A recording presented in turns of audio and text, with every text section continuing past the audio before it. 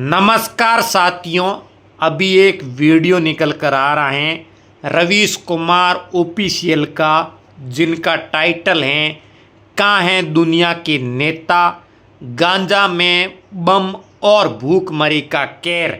आपको बता दें, इससे पहले आप लोगों ने हमारा यूट्यूब चैनल सब्सक्राइब कर लें और वीडियो को पूरा देखेंगे तो पूरी बात आपको समझ में आएगी। और वीडियो ज़्यादा से ज़्यादा शेयर करना। आपको बता दें, रवीश कुमार ने कहाँ हैं दुनिया के नेता कहाँ हैं, उसमें पूरी इस वीडियो के अंदर बात की गई है। और गांजा में बम और भूखमरी का कहर है, तो फिर वहाँ के नेता कहाँ हैं, इसको लेकर अभी रवीश कुमार का वीडियो है, इसका अपन रिएक्ट करेंगे और आप सभी और हम मिलकर रिएक्ट करेंगे और देखते हैं। गजा में 14,000 नवजात बच्चे भूख से मर जाएंगे, यह बयान आया और इस तरह से छपकर चला गया जैसे इस धरती पर कभी बच्चों के प्रति ममता करुणा का अस्तित्व ही ना रहा हो। आपकी जानकारी में और आपकी आंखों के सामने 14,000 नवजात बच्चे भूख से तड़प कर मर जाएंगे, ऐसा कहा गया है। इस्राएल के प्रधानमंत्री बेन्यामिन नेतन्याहू कहते हैं कि वे कम से कम न्यूनतम मदद पहुंचाने की इजाजत दे सकते हैं। इस हालात में भी कोई नेता कम से कम न्यूनतम मदद की बात कर रहा है, और उस नेता को अपना दोस्त बताने वाले नेता इस दुनिया में बहुत सारे हैं। दुनिया भर में युद्ध के विनाश के प्रति लोगों की संवेदनाओं को जगाने के लिए कवियों ने, लेखकों ने और नेताओं ने बच्चों का ही सहारा लिया। अब उन्हीं बच्चों को गजा में 2 साल से बम और भूख से मारा जा रहा है, ताकि इस बमबारी को आत्मरक्षा की मान्यता मिल सके। निंदा में कोई कमी नहीं की गई इस्राएल की, मगर गजा का नरसंहार निंदा के बाद भी नहीं रुका। विकीलीक्स के जुलियन असांज ने तो अपनी टी शर्ट पर 4,986 बच्चों के नाम लिखवा दिए हैं। ये उन बच्चों के नाम हैं जो गजा में मारे गए। असांज इस टी शर्ट को पहनकर कान फिल्म समारोह में चले गए। शायद यह उम्मीद रही होगी कि यहां आए शानदार कलाकारों में से कोई गजा पर बनी फिल्म में बच्चा बनेगा, मरते हुए बच्चे का बाप बनेगा, बच्चों के मारे जाने का अभिनय करेगा और इन्हीं में से कोई फिल्म बनाने की कल्पना करेगा। असांज को हकीकत पता है, बस कोशिश जारी है। यह तस्वीर डेविड फिशर की बताई जा रही है। ऐसा लगता है कि बचपन को नष्ट करने के लिए युद्ध जायज हो चुका है। दुनिया ने ऐसा मान भी लिया है। क्रूर से क्रूर इंसान के भीतर बच्चों के जरिए करुणा जगाने के कितने रूपक मौजूद हैं, लेकिन गजा के बच्चों को दुनिया भर की करुणा ने मरने के लिए अकेला छोड़ दिया है। इन पन्नों पर साफ साफ तो यही लिखा है, अगर गजा में 48 घंटे के भीतर मानवीय सहायता नहीं पहुंची तो 14,000 नवजात बच्चे भूख से तड़पकर मर जाएंगे। संयुक्त राष्ट्र के मानवीय सहायता अध्यक्ष टॉम फ्लेचर ने कहा है कि उन्हें खाने और इलाज की जरूरत है। टॉम फ्लेचर का कहना है कि सोमवार 19 मई को गजा में केवल 5 ट्रक सहायता सामग्री लेकर प्रवेश कर पाए, मगर यह गजा की जरूरत के हिसाब से सागर में बूंद के समान है। उनका बयान है कि अब खाना नहीं जो हमास चुराने वाला है। हम इस खतरे में काम कर रहे हैं कि हमारा सामान लूटा भी जा सकता है। इस्राएल के हमले का भी खतरा है। हमें कई रुकावटों का सामना करना होगा, बहुत से खतरों का मुकाबला करना होगा, मगर इस समय इस विकल्प से बेहतर कुछ और नहीं कि उन माओं तक यह सहायता पहुंचा दी जाए जो इस वक्त अपने बच्चों को पोषण नहीं दे सकती है। कौन लोग हैं जो इस हालात में भी गजा में काम कर रहे हैं, मदद पहुंचा रहे हैं, वहां मारे जा रहे बच्चों की चिंता कर रहे हैं। हम ना इन बहादुर लोगों की बहादुरी की कल्पना कर सकते हैं और ना अक्टूबर 2023 से लेकर अब तक गजा में मारे गए 17,000 से अधिक बच्चों की कल्पना कर पाते हैं। अब कोई कहता भी नहीं कि बच्चों का क्या कसूर है, उन्हें क्यों तड़पा कर मारा जा रहा है। मामूली बैकग्राउंड म्यूजिक से भरे घटिया सीरियलों को देखते हुए दर्शक भर भर आंसू रो लेते हैं, लेकिन इस दुनिया की आंखों के आंसू तभी क्यों सूख जाते हैं जब गजा के बच्चों की खबरें आती हैं। ये सभी नवजात बच्चे हैं, 14,000 नवजात बच्चे जो भूख से मर सकते हैं। 13 मई की खबर है। विश्व स्वास्थ्य संगठन ने यह खबर प्रकाशित की कि गजा में 57 बच्चे भूखमरी से मर गए। मीडिया विश्लेषणों में इसकी संख्या तो और भी अधिक बताई जा रही है। संयुक्त राष्ट्र से जुड़ी संस्थाओं का अनुमान है कि गजा के 93% बच्चों पर भूखमरी का साया है, यानी गजा के 9,30,000 बच्चे भूखमरी के साये में जी रहे हैं। इन सब के बीच नोबेल शांति पुरस्कार से लेकर सभी प्रकार के पुरस्कारों की घोषणा हो रही है, लेकिन उसी दुनिया में गजा के नवजात बच्चे भूख से तड़प कर मारे जा रहे हैं। राजनीति की भाषा समाप्त हो चुकी है। राजनयिकों की भाषा केवल व्याकरण के दम पर खड़ी है। उनमें नैतिकता और मानवता अब नहीं बची। बचे होने का नाटक भर है। अच्छे सिले कपड़े में स्मार्ट दिखने वाले नेता तो बहुत हैं, ध्यान से देखेंगे तो उनके कपड़े ही उन्हें नेता बना रहे हैं। उनकी नैतिकता उतनी स्मार्ट नहीं लगती। दुनिया भर की जनता ने खुद को ही रौंद डालने के लिए ऐसे ऐसे नेताओं को सत्ता सौंप दी। गजा में मरने का मतलब हम और आप नहीं जान सकते। गजा से एक कवि हुए हैं मुसाब अबू तोहा, जो यहां से वहां भागते हुए इस समय अमेरिका में शरण ले रहे हैं। एक बार अल जजीरा ने उनसे पूछा कि इस्राएल के कब्जे वाले गजा में जीना कैसा होता है, तो उनका जवाब था, इसकी कई परतें हैं। अगर आप गजा में रहते हैं तो बार बार मरते हैं, क्योंकि आप एयर स्ट्राइक में मर सकते थे, मगर आप सिर्फ किस्मत से बच जाते हैं। अपने परिवार के इतने सदस्यों को मरते देखना भी एक तरह की मौत है। अपनी उम्मीद खोना भी मौत है। हर रात हमारे लिए एक नई जिंदगी होती है। आप सोने जाते हैं और आपको इस बात का यकीन होता है, शायद अब समय आ गया है कि मैं अपने परिवार के साथ मारा जाऊंगा।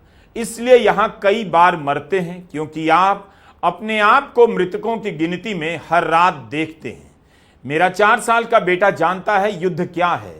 उसे पता है कि एयरक्राफ्ट क्या होता है, बम क्या होता है और एयर स्ट्राइक और धमाका क्या है। वह जानता है कि ड्रोन क्या है, उसे पता है F-16 क्या है। बच्चे चित्रकारी करना, पेंट करना, साइकिल चलाना नहीं सीख रहे। वे जीना नहीं सीख रहे, वे किसी तरह बच जाना सीख रहे हैं। वे बताते हैं कि कैसे एक बार हवाई हमले के दौरान उनकी बेटी आसमान से गिरते बमों से खुद को बचाने की कोशिश कर रही थी। उनके 6 साल के बेटे के पास अपनी बहन को सुरक्षित करने के लिए और कोई चीज नहीं थी, तो उसने उसे कंबल से ढक दिया। ऐसा हो गया है जीवन गजा के बच्चों का। बच्चे खेलते भी हैं तो कल्पना यही करते हैं, आसमान से बम गिरा आ रहा है और बचने की कोशिश में कंबल के नीचे छिपे जा रहे हैं। सायरन बज जाता है, बिजली चली जाती है तो कईयों के होश उड़ जाते हैं। गजा के बच्चों की क्या हालत होती होगी। हिंदी में यही मतलब हुआ कि जिस देश में बच्चों की हत्या से किसी को फर्क नहीं पड़ता, उस देश में बच्चों को अच्छा बनाना भी मुश्किल हो जाता है। इस्राइल का ही अखबार है हारित्स और टिप्पणी इस्राइल के बारे में। उसी के एक कॉलम का शीर्षक पढ़कर आपको सुनाया। मैं अपने बेटे से पूछता हूं, क्या वो बड़ा होकर पायलट बनना चाहता है? वो कहता है वो यह नहीं चाहेगा कि वो इंसानों और घरों पर बम गिराए। यह कविता मुसाब अबू तोहा की है। गजा के बच्चों पर उनकी कविताएं आपको पढ़नी चाहिए। हमारे बच्चों के चेहरों के ये निशान ढूंढेंगे तुम्हें, हमारे बच्चों की कटी हुई टांगें दौड़ेंगी तुम्हारे पीछे। वो अपने घर से निकला बच्चों के लिए रोटी लाने, लेकिन घर आई उसकी मौत की खबर। रोटी नहीं, बच्चों में जो भी बाकी है, मौत उसे खा जाने के इंतजार में है। उसे किसी मेज की जरूरत नहीं, किसी रोटी की जरूरत नहीं। रात में एक पिता उठता है, देखता है दीवार पर रंग बिरंगी लकीरें, उसकी 4 साल की बेटी की बनाई हुई। जमीन से 4 फीट की ऊंचाई पर यह रंग दिखाई देते हैं। अगले साल 5 फीट पर दिखाई देते हैं, मगर वह कलाकार एक एयर स्ट्राइक में मारा जा चुका है। अब कोई रंग बाकी नहीं, कोई दीवार बाकी नहीं। 14,000 नवजात बच्चों के भूख से मरने की खबर आई है। बच्चों से भरी इस दुनिया के किसी घर में शोर नहीं। हालात बिगड़ते जा रहे हैं, कभी भी हाथ से बाहर हो सकते हैं।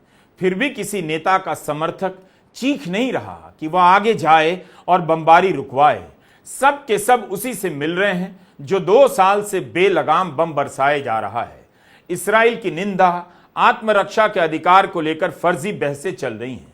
जो नेता निंदा कर रहे हैं वही इस्राइल के साथ खड़े भी हैं। ब्रिटेन की संसद में टोरी सांसद किट माल्टहाउस ने मध्य पूर्व के मंत्री हामिश फॉकनर से कहा कि गजा में हो रहे नरसंहार का सामना दिन ब दिन मुश्किल होता जा रहा है। इसराइल का लंबे समय से बचाव करने वाले विपक्षी सांसद टोरी सांसद कहने लगे कि यह नरसंहार नहीं तो फिर नरसंहार क्या है।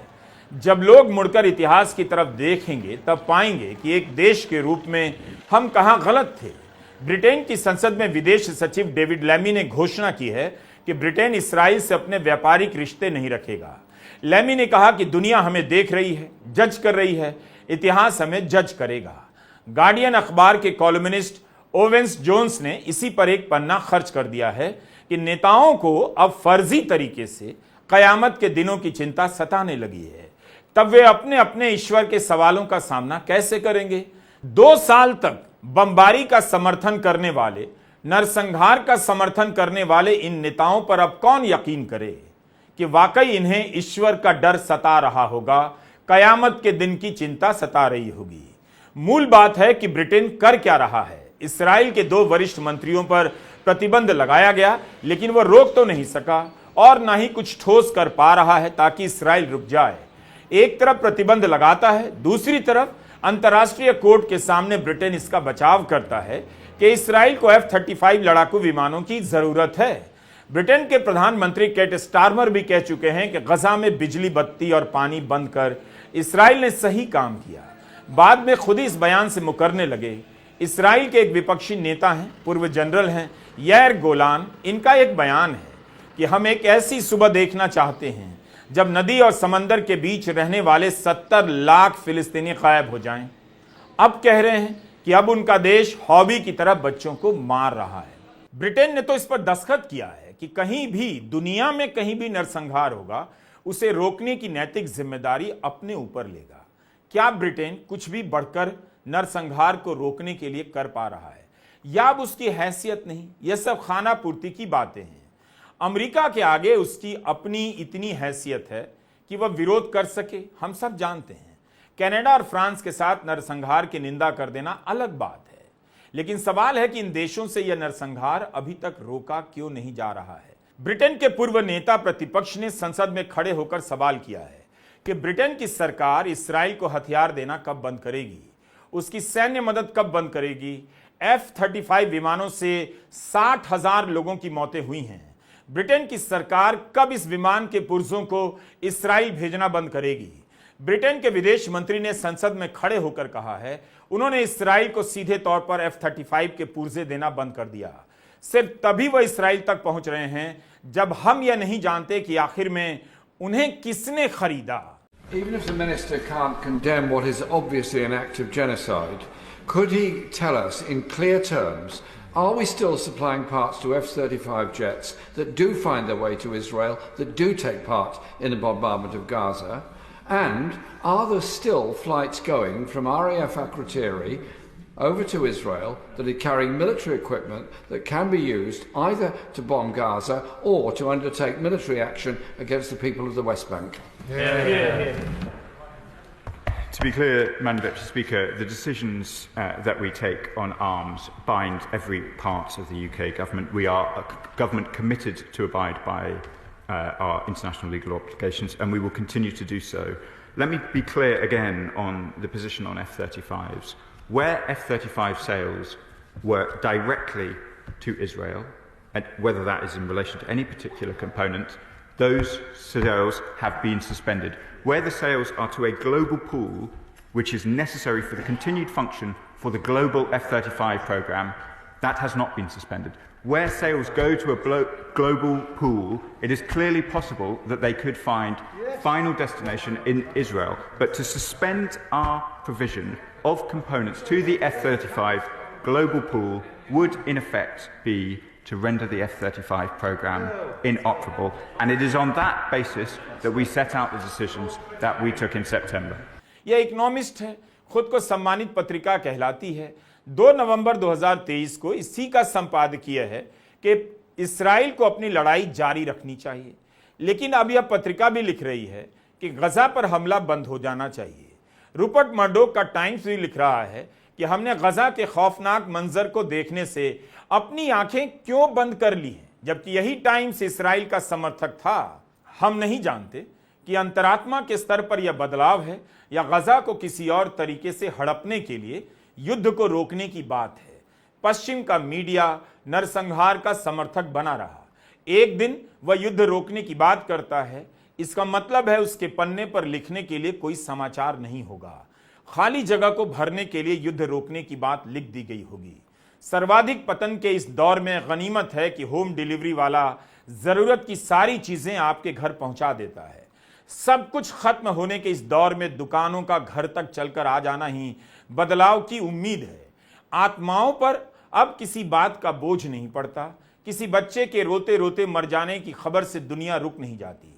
गजा के कवि अबू तोहा लिखते हैं कि जब हम मरते हैं हमारी आत्माएं छोड़ देती हैं हमारा शरीर, अपने साथ ले जाती हैं वो सब कुछ जो उन्हें पसंद था।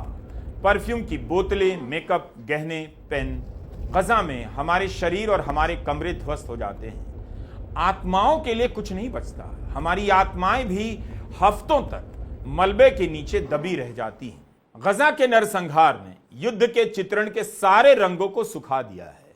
कवि को पता है कविता बेअसर है, लेकिन वह लिख रहा है ताकि किसी कागज पर जब इस्राइल का बम गिर जाए तो नष्ट होने के लिए कुछ तो हो। सादे कागज के नष्ट होने से अच्छा है उस पर लिखी कविता का धमाके में उड़ जाना, ताकि बम गिराने वाले को विजेता बनने का अवसर मिले कि उसके बम खाली जगह नहीं गिरे। नष्ट कर लौटे हैं कुछ कविताएं भी। 11 हफ्ते से इस्राइल ने गजा में मानवीय सहायता को लेकर आने वाले तमाम ट्रकों की एंट्री पर रोक लगाई हुई है। युद्ध से पहले यहां रोजाना 500 ट्रक प्रवेश किया करते थे मदद सामग्री लेकर। अंतर्राष्ट्रीय दबाव के बाद इस्राइल ने 20 मई को 100 ट्रकों को आने की अनुमति दी, मगर उसी रात हमले में 60 लोगों को मार भी दिया। 2 महीने बाद पहली बार गजा में मदद के लिए ट्रक पहुंचे। यह तब है जब 22 देशों ने एक साझा बयान में कहा, गजा की आबादी भूखमरी की शिकार है, सहायता मिलनी चाहिए। नेतन्याहू ने स्पष्ट कर दिया, इस वक्त दी जा रही सहायता सिर्फ इसलिए दी जा रही है क्योंकि गजा से आने वाली तस्वीरें इस्राइल के युद्ध प्रयासों को धूमिल कर सकती हैं। साफ है इस्राइल पर किसी प्रकार का दबाव नहीं है। उल्टा नेतन्याहू ने तीनों देशों की निंदा कर दी, ब्रिटेन, कनाडा और फ्रांस की, जिन्होंने कहा कि अगर इस्राइल ने अपने हमले को नहीं रोका तो वे इस्राइल के खिलाफ साझी कार्रवाई कर देंगे। मगर हमले में कोई कमी नहीं आई। 19 मई की रात 91 लोगों की मौत हो गई। हालिया हमलों में 300 से अधिक लोग मारे जा चुके हैं। नेतन्याहू अभी भी कह रहे हैं इस्राइल पूरे गजा पर नियंत्रण करना चाहता है। उन्होंने बयान दिया कि वे हमास के खिलाफ पूर्ण जीत चाहते हैं। ब्रिटेन, कनाडा, फ्रांस के नेता इस्राइल पर किए गए हमले के लिए हमास को बहुत बड़ा इनाम देना चाहते हैं।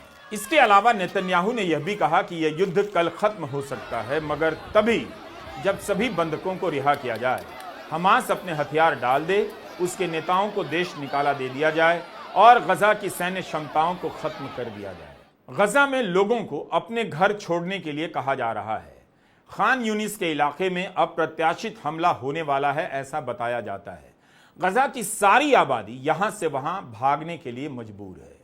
डॉक्टर्स विदाउट बॉर्डर्स के अनुसार पिछले एक हफ्ते में 20 मेडिकल संस्थानों को इस्राइल के हमलों और खाली करने के आदेशों ने पूरी तरह से या आंशिक रूप से तबाह कर दिया। इस संस्था ने यह जानकारी दी है कि गजा के हर प्रमुख अस्पताल को कम से कम एक बार टारगेट किया जा चुका है। अब तक हुए हमले में गजा के 1400 से अधिक स्वास्थ्य कर्मचारी मारे जा चुके हैं। इनमें डॉक्टर भी शामिल हैं, नर्सें भी हैं और कर्मचारी भी। जनवरी 2025 में संयुक्त राष्ट्र की फिलिस्तीनी संस्था ने यह कहा था कि गजा के अस्पताल युद्ध का मैदान बन गए हैं। अमेरिका के राष्ट्रपति डोनाल्ड ट्रंप की तरफ देखकर क्या होगा? कोई फायदा नहीं। उन्हें खुद पर इतना यकीन है कि दुनिया पर यकीन करने की उन्हें कोई जरूरत नहीं पड़ती। युद्ध विराम की घोषणा के बाद भी गजा में बमबारी जारी है, बल्कि इस्राइल ने और भी भयानक हमला शुरू कर दिया है। जिस हमास को इस्राइल 2 साल से खत्म करने में लगा है, जाने किस जुगाड़ से अमेरिका उससे बात कर लेता है, अपने नागरिक को छुड़ा लेता है। अब भी हमास से बातचीत हो रही है। हमास किसकी तरफ है, किसकी तरफ से खड़ा किया गया है, इस पर बात करने के लिए अब कोई मलबा भी हाथ में नहीं। इस गजा के बारे में ट्रंप कहते हैं फ्रीडम जोन बनाएंगे। ट्रंप ने फ्रीडम शब्द को भी कितना घिनौना बना दिया, जिस शब्द से दुनिया के तमाम देशों में नागरिक अधिकारों की कल्पनाएं जी उठी। अब उसी शब्द का सहारा लेकर एक छोटी सी जगह पर लाखों लोगों को मारकर वहां पर फ्रीडम जोन बनाने की बात कही जा रही है। ट्रंप कहते हैं कि अमेरिका को गजा का अधिग्रहण कर लेना चाहिए और उसे एक भव्य स्थल के रूप में बदल देना चाहिए। ऐसी कल्पनाओं के बादशाह ट्रंप ही शांति और मानवता के पुजारी हो सकते हैं। उनके इस बयान की दुनिया भर के नेताओं ने निंदा की है, लेकिन फिर भी ट्रंप ने इस बयान को दोहराया है। गजा में थीम पार्क बनाने के वीडियो भी जारी कर दिए। अच्छी बात है कि गजा के बच्चों ने किसी से मदद नहीं मांगी, किसी नेता को अंकल नहीं पुकारा, ना किसी को चाचा कहा और ना इन नेताओं के पास फोटो खिंचाकर चाचा कहलाने के लिए दुनिया में बच्चों की कमी हो गई है। जीवित बच्चों को किस यातना से गुजरना पड़ रहा है, इसकी डिटेल भी दर्ज हो रही है। हवाई हमले के बाद एक बच्ची के बाल सफेद हो गए। यातना की रफ्तार कितनी तेज होगी, एक ही झटके में उसकी जिंदगी के सारे साल सिमटकर सफेद हो गए। गजा दुनिया को युद्ध के प्रति संवेदनशील नहीं कर सका, बल्कि वह अब किसी आबादी को, किसी नस्ल को, किसी भूगोल को पूरी तरह मिटा देने की राष्ट्रवादी कल्पना का मानवीय चेहरा बन गया है। आप धीरे धीरे इसी तरह दरिंदे ज़ॉम्बी भीड़ में बदल जाएंगे, बदल चुके हैं। अपने बच्चों के लिए बचाकर रखी गई थोड़ी सी करुणा भी आपको याद नहीं दिलाती कि गजा में 14,000 बच्चे भूख से मरने वाले हैं।